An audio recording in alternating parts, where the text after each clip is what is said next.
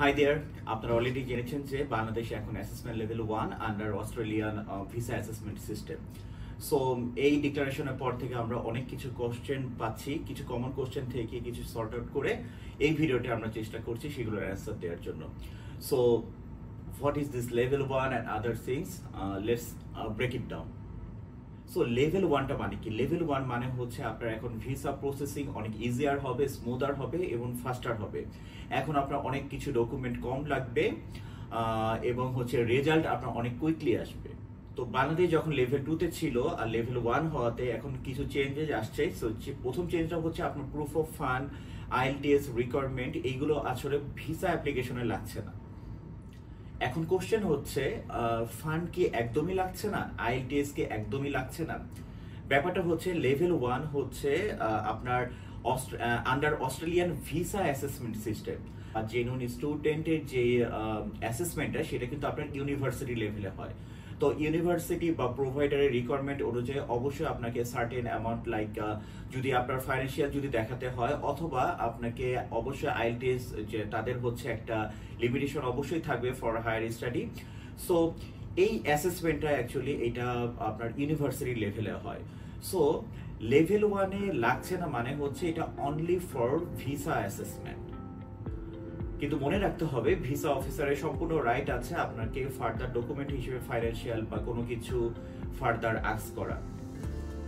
এখন আসি আমাদের সাউথ এশিয়ান কান্ট্রিগুলোর কি কোন লেভেলে আছে। বাংলাদেশ, শ্রীলঙ্কা এখন লেভেল 1, ইন্ডিয়া, নেপাল, ভুটান তারা হচ্ছে এখন লেভেল 2তেই, ইভেন পাকিস্তান, ফিজি এইগুলো হচ্ছে আপনার লেভেল 3তে।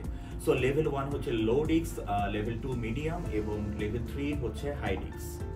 সো কিভাবে department of home affairs of Australia এই লেভেলটা আপনার অ্যাসেসমেন্ট করে? লেভেলটা অ্যাসেসমেন্ট করা হয় আপনার গত বছরগুলোতে কত পরিমাণ আপনার ভিসা রিফিউজাল হয়েছে, এই ভিসা রিফিউজালের কারণগুলো কি, এটা কি ফ্রডুলার কেসেস, আপনার হচ্ছে ডকুমেন্ট ফ্রড করা হয়েছে কিনা, বা ফাইন্যান্সিয়াল কোনো কিছু ফ্রড করা হয়ে গেছে কিনা। তো এরকম অনেকগুলো প্যারামিটার থাকে যেগুলোর উপরে সম্পূর্ণ অ্যাসেসমেন্ট করা হয়। ইভেন যাদের স্টুডেন্ট ভিসা দেওয়া হয়েছে তারা কতটা এই ভিসা মেনটেন করেছে, তারা কতটা মেনটেন করে অস্ট্রেলিয়াতে থাকছে, অথবা আপনার স্টুডেন্ট ভিসা শেষ হওয়ার পরে তারা কোনো অ্যাসাইলাম ক্লেম করেছে কিনা বা প্রোটেকশন ভিসা ক্লেম করে গেছে কিনা। সো অবশ্যই এই সব দিক থেকে বাংলাদেশের পজিশন ভালো হওয়ার কারণেই বাংলাকে লেভেল 1 দেওয়া হয়েছে। বাংলাদেশের রিফিউজাল রেট যখন হচ্ছে 1%-এরও কম হয়ে যায় তখনই হচ্ছে লেভেল 1 হয়। আপনার 1 থেকে 2.7%-এর মতন রিফিউজাল রেট থাকে, সেটা লেভেল 2, আর মোর দেন 2.7% সেটা হচ্ছে লেভেল 3। তো এই ক্ষেত্রে অবশ্যই ধন্যবাদ দিতে চাই বাংলাদেশের যেসব স্টুডেন্ট যারা এখন অস্ট্রেলিয়াতে আছে, তাদের সুন্দর মতন ভিসা মেনটেন, জেনুইন এবং কমপ্লায়েন্স ওয়েতে চলার জন্যই আপনারা কিন্তু এই মুহূর্তে লেভেল 1 এর এই বেনিফিটটা পাচ্ছেন।